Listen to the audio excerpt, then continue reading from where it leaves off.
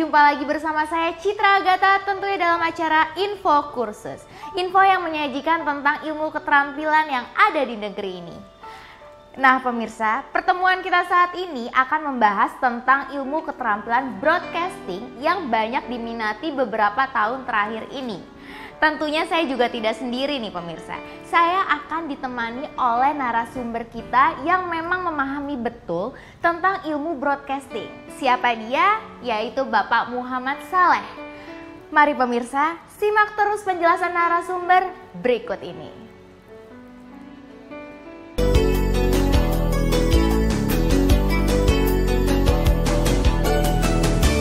Mari pemirsa, kita simak terus penjelasan narasumber dalam menjelaskan bahasa gambar dalam ilmu broadcasting berikut ini. Nah, gimana nih, Fitri, Rahmat atau Rizky? Apa kira-kira komentarnya mengenai program yang sudah ditonton tadi? Bentarnya?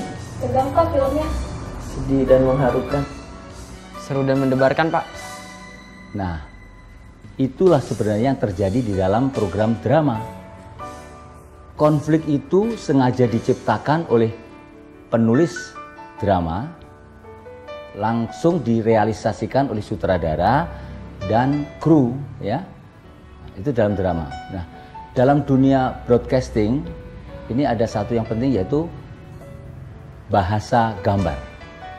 Bahasa gambar ini sering digunakan dalam program-program drama.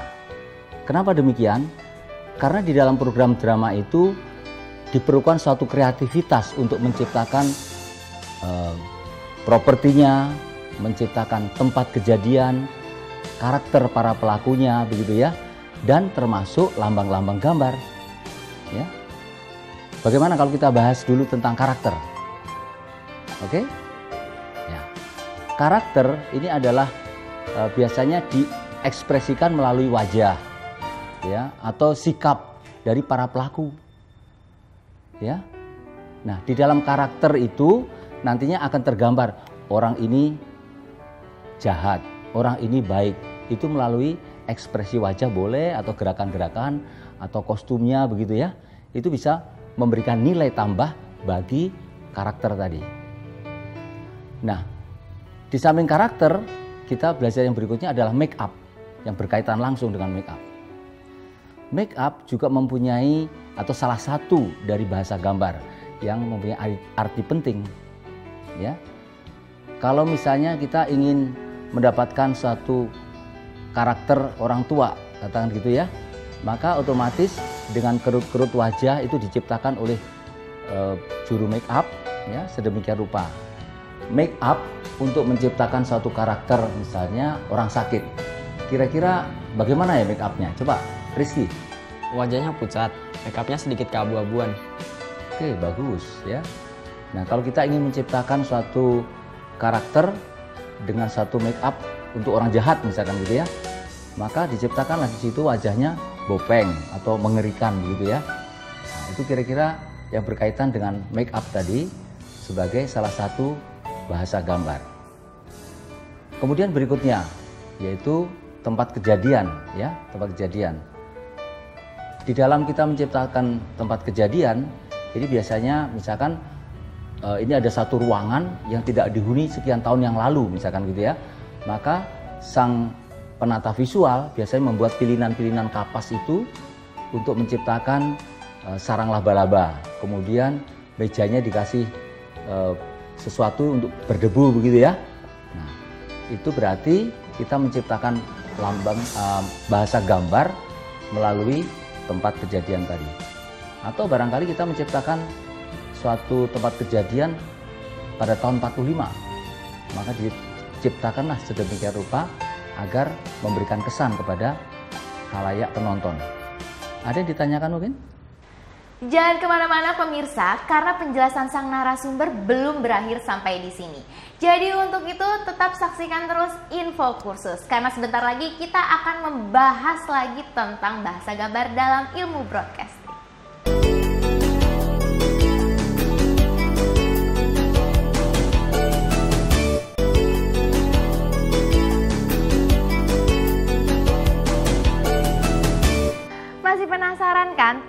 pembahasan bahasa gambar dalam ilmu broadcasting. Untuk itu jangan kemana-mana, tetap di Info Kursus. Jadi dengan bahasa gambar, tanpa kita berbicara, penonton dapat mengerti maksudnya. Betul, ya. Jadi dalam menyampaikan pesan melalui program drama itu kalau bisa kita memilih bahasa gambar tadi yang efisien, ya. Jadi misalkan tanpa kita tumpang tindih memberikan pesan, itu sudah atau penonton sudah bisa memaknai, gitu ya. Nah kemudian juga make up tadi ya, masih menyangkut make up nih.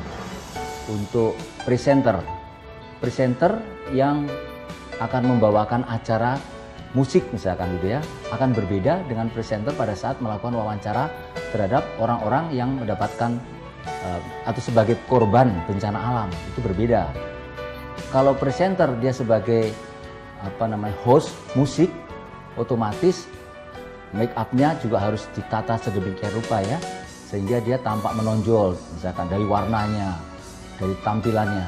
Tapi presenter untuk seseorang yang mewawancarai korban bencana tentunya nggak usah pakai make up yang macam-macam ya, itu malah menimbulkan satu keanehan aja gitu ya. Nah, kira-kira begitu. Nah, saya tambahkan di sini bahwa di dalam drama itu ada make up karakter dan make up cantik gitu ya. Kalau make up cantik itu artinya setiap kita main film itu tentunya di make up untuk menghindari apa? Menghindari pantulan cahaya.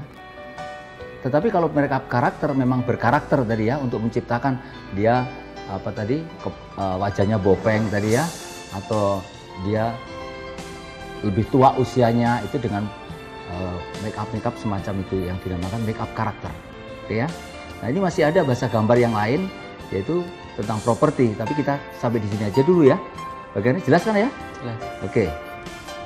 Nah, Dewi Tri, Rahmat, juga Rizky, juga pemirsa yang ada di rumah. Saat ini kita akan membahas mengenai properti dan pelaku. Properti dan pelaku ini juga termasuk dalam salah satu bahasa gambar. Karena dengan properti maka memberikan makna bagi para pelakunya. Sebagai contoh, misalnya kita ingin menampilkan seorang nelayan. Pasti propertinya jala dan juga tempat ikan barangkali ya. Nah itu memberikan karakteristik bahwa dia adalah seorang nelayan. Begitu juga rumah mewah. Dengan kehadiran rumah mewah tentunya pelakunya juga akan bisa kita tebak ya. Pastinya dia akan juga menggunakan pakaian yang mewah juga gitu ya. Supaya tidak mewakili dari pelaku tersebut ya. Bagaimana dengan pemulung? Coba ada bisa memberikan resi? Rumah gubuk misalnya, penampilan kumuh.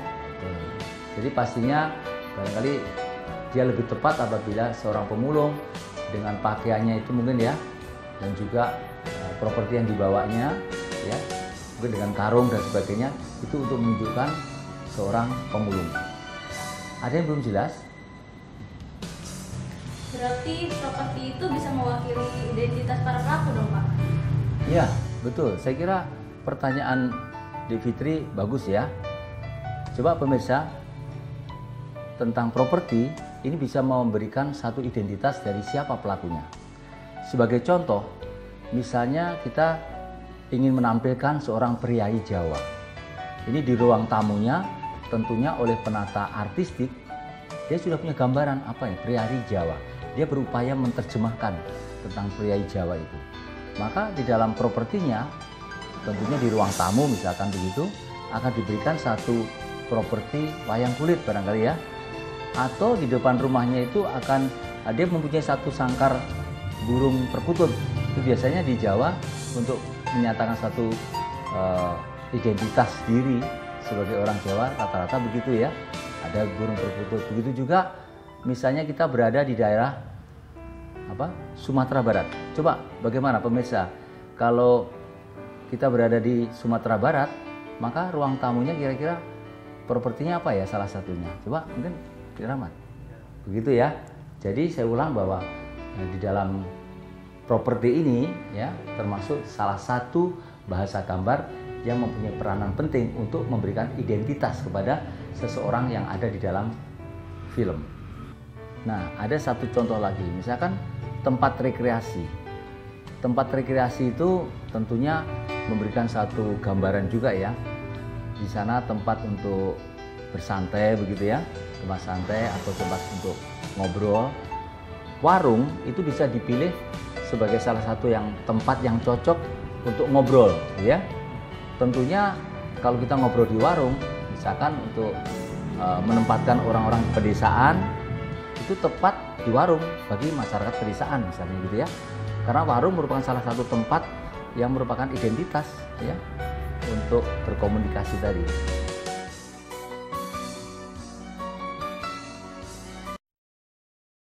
Cukup jelaskan apa yang disampaikan narasumber ini bukan?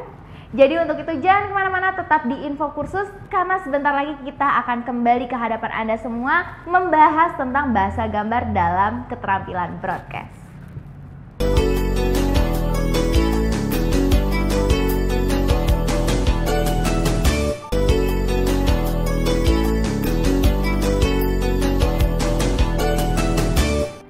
Terima kasih pemirsa, Anda masih setia di program kebanggaan kita Info Kursus yang membahas tentang bahasa gambar dalam keterampilan broadcast. Sekarang, mari kita kembali ke sang narasumber. Kemudian pada zaman kerajaan misalnya, otomatis di dalam propertinya juga ada, misalkan kita buat benteng-benteng atau yang menyerupai bangunan tempo dulu. Itu kita ciptakan properti semacam itu. Termasuk misalkan kita menciptakan pasar di zaman dahulu kala, itu ya pakaiannya ya semuanya akan terkait gitu ya satu sama lain, sehingga bahasa gambar itu betul-betul tercipta begitu ya, termasuk pemain ya, artinya lalu lalang pemain itu juga harus dipikirkan sebagai salah satu untuk menciptakan bahasa gambar yang baik. Coba sekarang Rizky memberikan contohnya. Alat musik Pak, contohnya seperti angklung dari Jawa Barat dan kulintang dari Manado. Ya, jadi alat musik juga termasuk salah satu properti yang bisa menyampaikan identitas diri dari mana wilayah itu berasal, gitu ya. Oh ya, ada salah satu contoh lagi, itu kalau misalkan dalam satu adegan ada seseorang menyampaikan surat kepada seseorang, gitu ya. Maka sepucuk surat tadi itu juga termasuk properti, ya, termasuk properti untuk menyampaikan sesuatu tadi. Ya, ini harus dicatat oleh seorang penata visual. Jadi akan dipersiapkan walaupun hanya selembar surat misalkan gitu ya, yang ada akan dibaca oleh para pemain misalnya. Ya, semacam itulah contoh-contohnya. Saya kira pemirsa di rumah juga bisa memberikan contoh-contoh sehingga properti sebagai salah satu bahasa gambar mempunyai peranan penting. Nah, itu tadi adalah contoh-contoh properti sebagai salah satu bahasa gambar yang mempunyai peranan penting di dalam drama. Saya kira pemirsa juga bisa memberikan contoh-contoh yang lain tentang arti properti bagi bahasa gambar khususnya untuk adegan-adegan di dalam drama. Nah, pemirsa, kalau tadi kita sudah membahas tentang karakter, make up, properti dalam memberikan makna terhadap bahasa gambar tadi, maka berikut ini kita membahas sedikit tentang metafora. Apa sih metafora itu? Bagaimana, Fitri? Tahu metafora? Rahmat? Perumpamaan, Pak. Ada lagi? Simbol-simbol Pak. Ya. Jadi apa sebenarnya metafora? Metafora sebenarnya adalah ungkapan-ungkapan dengan bahasa gambar, ya, atau simbol-simbol yang disampaikan untuk mengganti kata-kata yang verbal tadi, ya. Sebagai contoh, misalnya kita akan bicara tentang aku cinta padamu. Itu kalau disampaikan begitu saja itulah namanya bahasa verbal. Tetapi dengan penyampaian metafora, barangkali pemirsa dalam memaknai arti gambar yang sebenarnya itu akan lebih indah, lebih lebih menarik begitu ya, dengan bahasa-bahasa simbol tadi atau disebut dengan metafora. Nah, metafora ini ada dua macam. Yang pertama adalah metafora dramatis, ya. Kenapa disebut metafora dramatis? Karena ungkapan-ungkapan yang disampaikan melalui lambang gambar tadi itu diperlukan untuk adegan-adegan drama, untuk memberikan penekanan arti pada program drama. Contohnya, misalkan kita ingin menggambarkan seseorang yang berada di terali besi, tapi dia menginginkan suatu kebebasan, suatu kedamaian, ya. Kemudian kita gabung gambar seseorang yang berada di terali besi tadi dengan burung-burung yang berterbangan dengan bebasnya, ya kan? Maka itu disebut, salah satunya adalah metafora dramatik. Contoh lain, misalnya adegan, kalau kita ingin menyampaikan suatu adegan sedang berkasih-kasihan, tidak secara vulgar kita sampaikan dengan gambar berkasih-kasihan begitu ya, tapi langsung kita sambung dengan burung merpati yang sedang bercumbu di atas pohon misalkan gitu ya. Itu akan memberikan arti. Terus satu lagi saya berikan gambaran mengenai metafora dramatik ini. Satu contoh lagi, misalkan kita ingin menggambarkan suatu kekalahan misalkan ya, maka di dalam menggambarkan melalui metafora tadi, mungkin dengan catur barangkali ya, kita bermain catur, yang satu sekak, rajanya mati kan ya. Nah, itu untuk menggambarkan suatu kekalahan, gitu ya. Itu adalah contoh-contoh metafora dalam adegan drama yang dinamakan apa tadi? Metafora dramatis ya. Metafora dramatis.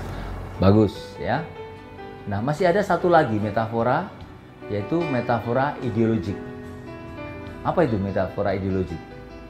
Kalau tadi dalam program drama kita mengenal metafora dramatis ya, atau dramatik, maka metafora ideologik ini biasanya digunakan dalam film-film dokumenter ya.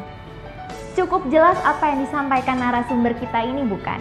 Jadi jangan kemana-mana, sebentar lagi kita akan kembali lagi masih membahas bahasa gambar dalam keterampilan ilmu broadcast.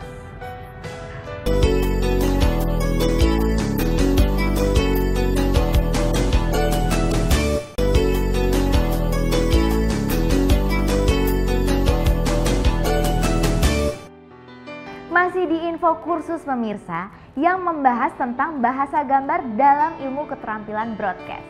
Dan kita juga masih bersama sang narasumber kita nih ya, Bapak Muhammad Saleh.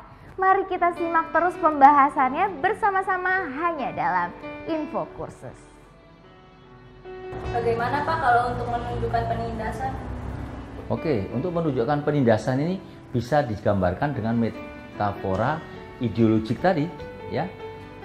Karena programnya kan untuk dokumenter ya. Misalnya untuk menggambarkan penindasan pada saat orang itu dicambuk oleh penjajah katakan gitu ya, langsung kita gabung dengan singa yang masih tidur.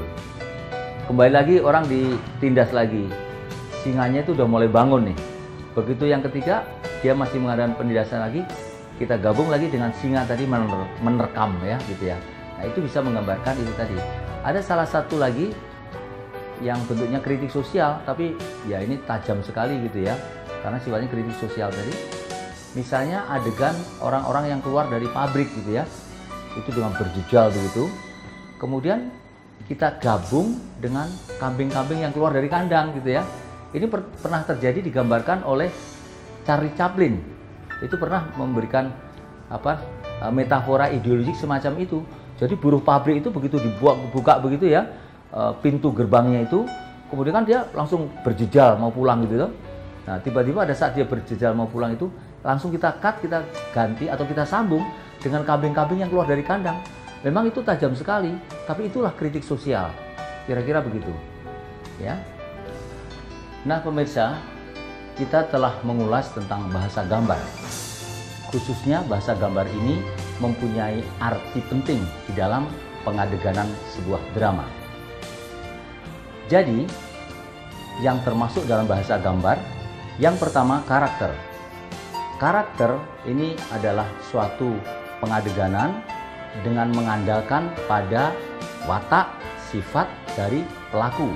Sehingga kita bisa memutuskan bahwa orang ini baik atau orang ini mempunyai sifat yang jahat. Melalui peran-peranan protagonis maupun antagonis. Yang kedua, adalah make up. Make up mempunyai arti penting bagi pengadeganan juga. Karena dengan make up, maka kita tahu bahwa dia juga mempunyai karakter seperti yang sudah disebutkan tadi. Contoh yang tadi adalah bagaimana kita memberikan make up untuk orang-orang dengan ketuaannya. Misalkan melalui make up, maka kita bisa menyimpulkan bahwa dia sudah tua dengan kerut-kerut wajahnya. Juga misalkan dia mengerikan atau dengan bopeng tadi, maka dia termasuk orang-orang yang punya karakter jahat. Yang ketiga adalah properti. Properti ini bisa memberikan makna terhadap pelakunya. Kalau dia seorang nelayan, maka sudah selayaknya properti yang dibawanya adalah tempat ikan atau jala, atau kalau dia seorang petani, maka dia membawa cangkul dan sebagainya. Begitu juga properti untuk orang-orang yang berada di pemerintahan, barangkali dengan berdasi atau membawa tas yang sesuai dengan karakternya. Masih dalam properti, kalau misalkan kita ingin memberikan identitas kepada pelaku, dia sebagai orang dari Batak, maka properti yang ada di dalam satu ruangan tersebut harus disesuaikan dengan kondisi lingkungan yang berlaku sebagai orang dari Sumatera Utara. Begitu juga dengan tempat kejadian, misalnya kita ciptakan untuk tahun 1965. Maka pada saat itu kita akan belajar menyesuaikan pada tahun 65 itu kira-kira tempat kejadian seperti apa. Ya, termasuk aksesoris yang digunakan oleh para pelaku untuk memberikan arti atau makna pada satu tempat kejadian tersebut. Yang terakhir yaitu metafora. Kita ingat, metafora dibagi dua, metafora dramatis dan metafora ideologik. Metafora dramatis untuk memberikan penekanan arti, yaitu dengan ungkapan-ungkapan gambar kita bisa memberikan penekanan arti pada adegan-adegan drama. Sedangkan metafora ideologik sama, yaitu memberikan simbol-simbol tadi melalui ungkapan-ungkapan gambar, tapi dipergunakan dalam program-program dokumenter atau features sebagai suatu kritik sosial.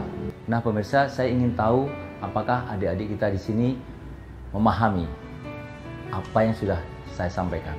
Coba Fitri, kira-kira berikan contohnya di dalam bahasa gambar ini, coba. Properti Pak, misalnya kayak orang yang kerja di kantoran itu pakai kemeja, terus pakai dasi, pakai baju yang rapi pokoknya. Oke, bagus. Sekarang coba Rahmat. Make up Pak, contohnya seperti orang tua yang dikasih keriput-keriput di wajahnya atau dikasih tongkat. Oke ya. Coba sekarang Rizky. Metafora Pak, Coba. contohnya seperti orang yang menakutkan diselipkan gambar singa. Oke, saya kira bagus ya. Semua artinya sudah bisa menangkap apa yang Pak saya sampaikan ya. Oke, nanti contoh-contoh yang lain akan bisa kalian aplikasikan sendiri pada saat kalian menyutradarai. Kalian akan memilih gambar-gambar mana yang tepat untuk disampaikan, termasuk pengadeganan yang tadi, karakter, make up, properti tadi ya. Itu langsung realisasikan dalam pengadeganan sebuah drama. Ya. Oke.